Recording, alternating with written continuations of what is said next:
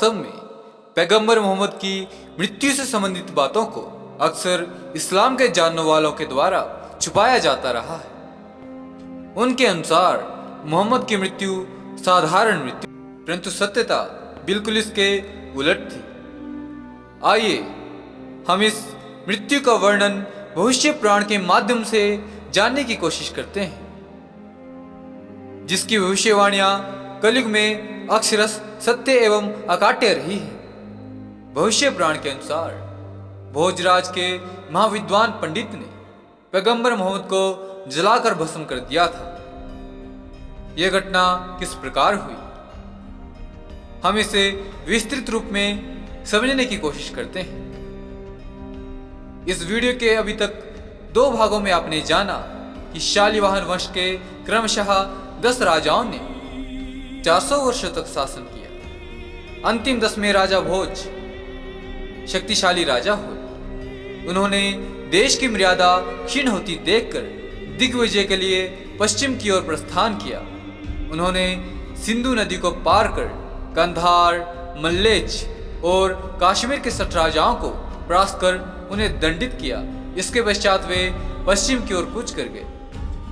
भूमध्य में स्थित महादेव का पूजन भोजराज करते हैं। महादेव उन्हें वापिस भारत खंड लौटने के लिए कहते हैं। महादेव कहते हैं कि दैत्यराज त्रिपुरासुर का अवतार मोहम्मद मेरे द्वारा वरदान प्राप्त कर मदमत हो उठा है और पैशाचिक कृत्य में संलग्न होकर मोहम्मद नाम से प्रसिद्ध हुआ है। यह भूमि दूषित हो चुकी है। यह सुनकर भोजराज पुनः सेना सहित अपने राज्य वापस आ गए। उनके साथ मोहम्मद भी पीछे पीछे सिंधु तीर पर पहुंच गया। अतिशय महामायावी मोहम्मद ने प्रेम पूर्वक राजा से कहा, आपके देवता ने मेरा दासत्व स्वीकार किया है। यहां मोहम्मद महादेव की बात कर रहा है। भोलेनाथ के वरदान स्वरूप वह गलत वरदान पाकर उसका दुरुपयोग कर रहा था। मोहम्मद की बात सुनकर राजा भोजराज अत्यंत विस्मित हुए। मोहम्मद ने अपनी माया के प्रभाव से राजा को अपने वश में कर लिया, जिसके कारण राजा भोजराज का भयंकर झुकाव उस मलेच्छ दैत्य के प्रति हुआ। यह देखकर क्रोध में भरकर कालिदास ने मोहम्मद से कहा, अरे धूर्त, तुमने राजा को वश में करने के लिए माया की सृष्टि की है। तुम्हारे जैसे दुराचारी अधम पुरुष को मैं अभी मार डालूंगा। इतना कहकर कालिदास नवाण मंत्र के जप में संलग्न हो गए।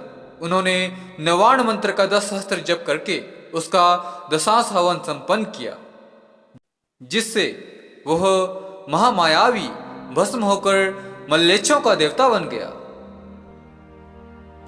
इससे भयभीत होकर उसके शिष्य वाहलिक देश वापस आ गए और अपने गुरु की भस्म को लेकर मदहीनपुर अर्थात मदीना चले गए और वहां उसे स्थापित कर दिया, जिससे वह स्थान मलेच्छों का तीर्थ बन गया और मदीना के नाम से जाना जाने लगा। एक समय रात्रि में अतिशय मोहम्मद ने पिशाच देह धारण कर राजा भोजराज से कहा, हे राजन, अवश्य ही आपका आर्य धर्म सभी धर्मों में श्रेष्ठ है, लेकिन मैं उसे दारुण पेशाच धर्म में बदल दूंगा। मेरे पेशाच धर्म के अनुयायी लोग लिंग छेदी, शिखा से विहीन, दूषित आचरण करने वाले, दाढ़ी रखने वाले लेकिन मूछ न रखने वाले, उच्च स्वर में बोलने वाले एवं सर्वभक्षी होंगे। वे कौल तंत्र के बिना ही पशुओं का वध करेंगे। उनका सारा संस्कार मूसल एवं कुश से होगा, इसलिए वे जाति से धर्म को दूषित करने वाले मुसलमान कहलाएंगे। इस प्रकार से मैं तुम्हारे आर्य धर्म का नाश करके उसे पिशाच धर्म में प्रवृत्त कर दूंगा एवं पिशाच धर्म को विस्तृत करूंगा।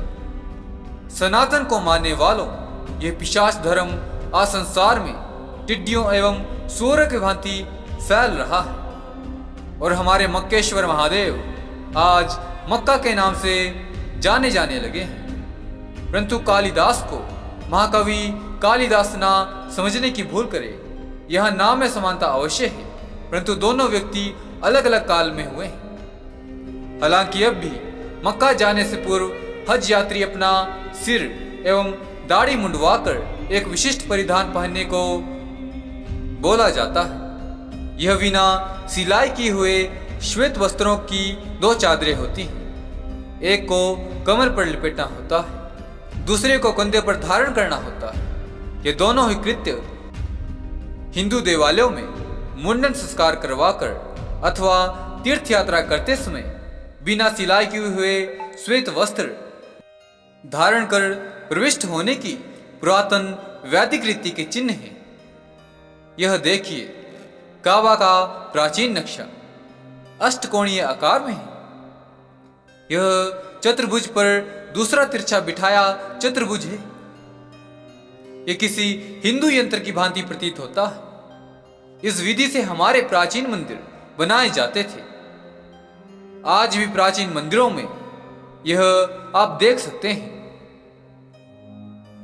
अंत में भविष्य पुराण में यह बात भी अवश्य लिखी है कि यह पिशाच धर्म के अनुयायी आपस में लड़ते हुए अपना अंत कर लेंगे, अर्थात अपने विनाश का कारण यह स्वयं बनेंगे। यह था पैगंबर मोहम्मद का असली इतिहास, जो कि आज तक हमसे छुपाया जाता रहा है। प्यारे मित्रों, आज तक मैंने आपसे कभी भी वीडियो शेयर करने को नहीं कहा है, परंतु आज अवश्य कहूँगा। यह वीडियो कम से कम 3 ग्रुपों एवं 5 सनातनी शुद्ध हिंदुओं तक अवश्य पहुंचा। आपका मात्र बस इतना छोटा सा सहयोग इस्लाम के काले चरित्र को बाहर लाने में मदद करेगा और हमें सत्य इतिहास की जानकारी होगी। आपके इस प्रेम एवं सहयोग के लिए मैं आपका धन्यवाद देता हूँ। जय माँ आदिशक्ति, जय सनातन धर्म।